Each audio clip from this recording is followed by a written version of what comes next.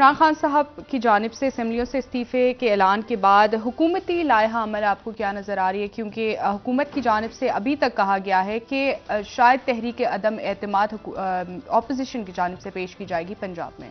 देखिए, हुकूमत के ऑप्शंस पे तो मैं अभी बात करूंगा, लेकिन पहले ज़रा ये थोड़ी सी इस बात को क्लियर होना हमारे लिए ज़रूरी है कि इमरान खान साहब ने कल जो इज्तिमा हुआ सर, उसमें दो बातें। एक तो पहली बात तो ये कि अल्लाह का शुक्र कि वो खैर उसमें कोई वाक़या पेश नहीं आया और वो खैर खैरियत से हो गया। बड़ी तादाद थी लोगों की, बड़ी तादाद थी।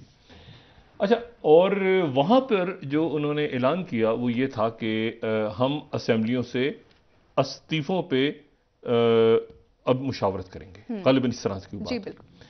अच्छा, अब यहाँ पर फिर उसके बाद फवाद चौधरी साहब ने एक ट्वीट किया और उन्होंने कहा कि कोई 859 के करीब मेरे ख्याल से सीटें टोटल, तो 563 सीटों पे अगर पीटीआई रिजाइन कर जाए तो हुकूमत को इस्तीफे वो इलेक्शंस करवाने पड़ेंगे, इंतखाबात करवाने पड़ेंगे। लेकिन सवाल यहाँ पे यह है कि असेंबलियों से वो निकलना है या असेंबलियों को तोड़ना है, ये एक उबाम है दरमियान में, और इस उबाम को फवाद चौधरी साहब ही दूर कर सकते हैं। फवाद चौधरी साहब, अस्सलाम वालेकुम।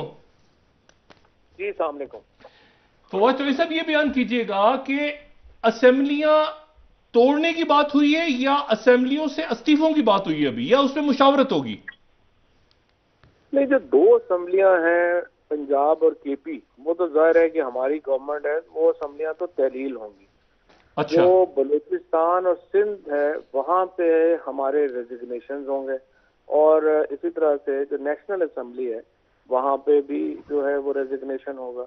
तो तकरीबन 123 नशिस्तें हैं फेडरल गवर्नमेंट की, 26 है हमारे पास सिंध में, और 7 है बलूचिस्तान में। तो ये नशिस्तें हैं जिनके ऊपर जो है वो आप रेजिग्नेशन होंगे, और दो असम्बलियां जो है वो तहलील होंगी। तो ये तकरीबन आप समझिए कि 563 के करीब बनती है, जो 64% टोटल जो इलेक्टेड हमारी सीटें हैं उनका हिस्सा बनता है। फवाद चौधरी साहब, इसका फैसला हो गया है या अभी आपने मुशावरत करनी है? इस फैसला तो इमरान खान ने जब जलसे में अनाउंस कर दिया तो फैसला तो हो गया। नहीं। अब तो ये सिर्फ एक मुशावरत हमने करनी है कि किस दिन हम ये कर रहे हैं। वो इंशाल्लाह ताला एक कल मीटिंग है और उसके 1-2 दिन बाद एक और मीटिंग है, तो उसमें हम डेट अनाउंस कर देंगे बस। अच्छा, यानी आप असेंबलियों को, अच्छा अब मुझे इधर ये बताइएगा कि मैं इस पे कानूनी राय बाकी भी लूंगा, लेकिन आप भी चूंकि एक तालिब इल्म है, कानून भी आप जानते हैं और सारा, तहरीक अदम एतमाद ला सकती है हुकूमत, क्योंकि असेंबली का इजलास चल रहा है गालिबन पंजाब असेंबली का।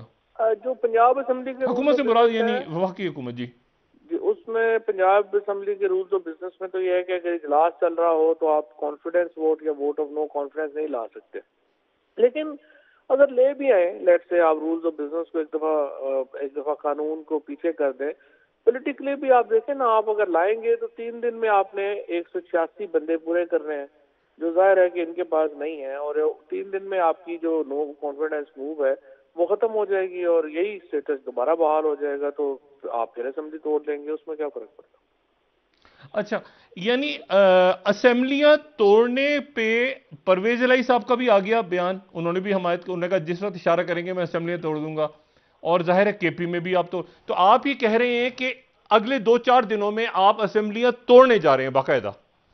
जी बिल्कुल, आर्टिकल 112 में यह है कि चीफ मिनिस्टर की एडवाइस के बाद मामला अदालत में भी नहीं जा सकता, और अगर 24 घंटे में गवर्नर असेंबली नहीं तोड़ता तो इन 48 आवर्स जो है वो असेंबली स्टैंड्स डिसॉल्व्ड। अच्छा, और इसमें कोई इस बात का इम्कान है, क्योंकि इसहाक डार साहब और आसिफ जरदारी साहब की मुलाकात हुई और पंजाब में गालिबन वो अपनी हुकूमत दोबारा लाने के लिए भी एक प्लान हो रहा है, तो ये मुमकिन है? मतलब पॉलिटिकल कैसे देख रहे हैं आप नंबर गेम? देखिए डॉक्टर साहब, बात यह है कि इनके पास तो पैसे ही है ना। इसहाक डार और जरदारी क्या रिप्रेजेंट करते हैं? They represent the black side of Pakistan politics. ये जो इसमें जो पैसा है और वो जो सारी रिश्वत है, ये तो उसी को रिप्रेजेंट करते हैं ना। लेकिन हम अभी जो लोग हैं वो इनसे बड़े आगे निकल चुके हैं, और अगर ये जो भी लोग जो है इन्होंने 5 महीने बाद जिन्होंने इलेक्शन लड़ने हैं, वो कौन इनकी जो है वो इस तरह की बातों में आएगा? जो 20 लोटे जो सिंध हाउस में पहले गए हैं, उनके हशर से बड़े लोगों ने सबक सीखा है। और फिर आपने देखा जो पंजाब में इलेक्शंस हुए और जिन 20 लोगों ने यहाँ पे तरीके इंसाफ को छुरा घोंपने की कोशिश की थी, उनका हशर आपने देखा है। तो फिर जिसने बिल्कुल ही अपनी सियासत खत्म करनी है वही जाएगा। तो इसहाक डार और जरदारी के कहने के ऊपर इस वक्त कोई जो है वो कोई थोड़ा बहुत भी जिसमें कॉमन सेंस है वो नहीं जाएगा।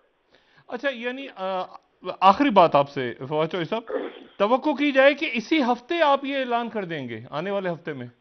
हाँ बिल्कुल, यही तवक्को की जाए कि आप इसी हफ्ते में ये ऐलान कर देंगे। असेंबलियां डिसॉल्व दोनों सूबों की? जी बिल्कुल, इंशाल्लाह। अच्छा, फवाद चौधरी साहब बहुत शुक्रिया आपका, थैंक यू वेरी मच। अच्छा, बड़ी क्लैरिटी के साथ बात अब सामने आई है, क्योंकि इससे पहले जो यहाँ पर जो हुकूमत है या अरेंजमेंट है जो भी है, वो इस बात की तवक्को नहीं कर रहे थे। बल्कि मैं कभी कभी बड़ा हैरान होता हूँ इस बात पे कि इतने साल से ज़ाहिर है कि इक़्तिदार की ईवानों को देखा है, कुछ महसूस भी किया है कि जो लोग इक़्तिदार में होते हैं, ये खान साहब के साथ भी यही हुआ, हुकूमत में इक़्तिदार में होते हैं उनको इल्म नहीं होता कि क्या हो रहा है। मतलब मिसाल के तौर पे कल जब ये इमरान खान साहब का हो रहा था पिंडी के अंदर उनका जलसा, तो मैंने एक यहाँ पे इस्लामाबाद में एक चक्कर लगाया जी, पिंडी नहीं इस्लामाबाद का चक्कर लगाया। अब यहाँ पर पुलिस मौजूद है, कंटेनर्स मौजूद थे, सब कुछ थे, एक कंट्रोल रूम बना हुआ था, राना सनाउल्लाह साहब उसमें बाकायदा मॉनिटर कर रहे थे कुछ लोग। और उसके बाद उन्होंने ये कहा कि अगर ये इतने लोग यहाँ पर आ जाएंगे तो उसके नतीजे में जो है वो पुलिस उनसे निपटेगी। अब मैंने फिर देखा कि क्या कोई और अदारा भी मूव कर रहा है, यानी पुलिस के अलावा कोई और अदारा भी, तो और अदारा किसी और अदारे की इन्वॉल्वमेंट वो अपनी जगह पर जहां पर सरकारी इमारत पे और बाकी बिल्डिंग्स पे वो खड़े होते हैं वैसे ही खड़े थे। इसका मतलब वो इन्फॉर्म थे कि यहाँ कोई धरना नहीं आ रहा, हुकूमत इन्फॉर्म नहीं थी। ये वो तैयारियां पकड़ के बैठे थे कि यहाँ पे घुसना है। अगर यहाँ इस्लामाबाद में दाखिल होने का कोई मामला होता तो आपके ख्याल से यहाँ पे दूसरे अदारे एक्टिव ना होते? वो नहीं थे एक्टिव, यानी इसका मतलब उनको पता था, इनको पता नहीं था जी।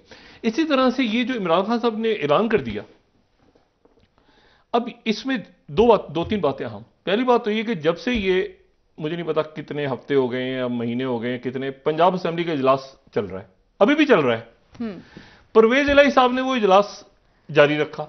अच्छा, इजलास जारी है तो उसमें परवेज इलाही साहब के खिलाफ तहरीक एतमाद नहीं आ सकती। कल वो हमजा शहबाज साहब पर कर रहे हैं, इनको बिल्कुल इतला नहीं थी। और ये आज दोपहर तक ये बात हो रही थी कि परवेज इलाही साहब तो जिधर की हवा देखते हैं उधर चल पड़ते एक और वो तो सवाल ही पैदा नहीं होता कि वो इमरान खान के साथ खड़े हों।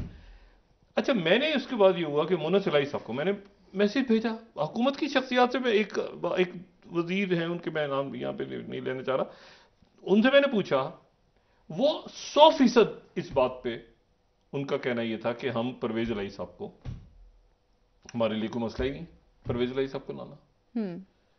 और ये तो जरदारी साहब जाएंगे और वो दोबारा परवेज इलाही साहब से एक दफा फिर मिलेंगे, शुजा साहब अरेंज हो रही है, मीटिंग अरेंज हो रही है, ये प्रॉपर जी।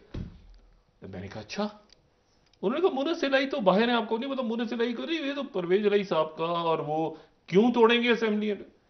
अब 2 घंटे पहले परवेज इलाही साहब का एक वो आ गया जनाब बयान पूरा कि ये तो इमरान खान की इमानत है और जिस लम्हे वो इमरान खान कहेंगे हम असेंबलियां तोड़ेंगे। बिल्कुल सर, ऐसी बात। अच्छा, अब यहां पर मैंने जब इनसे पूछा हुकूमत के लोगों से, मैंने कहा जी आप परवेज इलाही साहब, अच्छा अब मसला ये था कि इतनी एक बम शेल गिरा है ना कि इमरान खान ये भी कर सकते हैं, कि उसकी कोई प्लानिंग यहां पर नहीं थी। यानी ये था कि इमरान खान यहां आएंगे, उन्होंने क्या अचीव किया, क्या अचीव नहीं किया, क्या हुआ, और हमने भी बात की, बिल्कुल हमने बात की कि भाई 1 2 3 4 5 6 7 8 टारगेट्स जो हैं उन्होंने क्या टारगेट अचीव करने थे, क्या नहीं करने थे। लेकिन वो जाते जाते जो है वो कहते हैं ना कि बसात को उल्टा गया कि मैं नहीं तो कोई भी नहीं। तो अच्छा, धबड़दूस ही है ना, और क्या है। इशू ये है कि अब, और मैं आपको एक दूसरी बात बताऊं, इसको अब 2 महीने 3 महीने, अब वो अर्ली इलेक्शन से भी हट गया ना, वो अर्ली इलेक्शन की बात भी उन्होंने कहा जब कभी तो करवाओगे ना, मैं तो निकल रहा हूं। कभी तो करवाओगे, और जब करवाओगे तो उसके बाद मैं जीतूंगा, नहीं आऊंगा।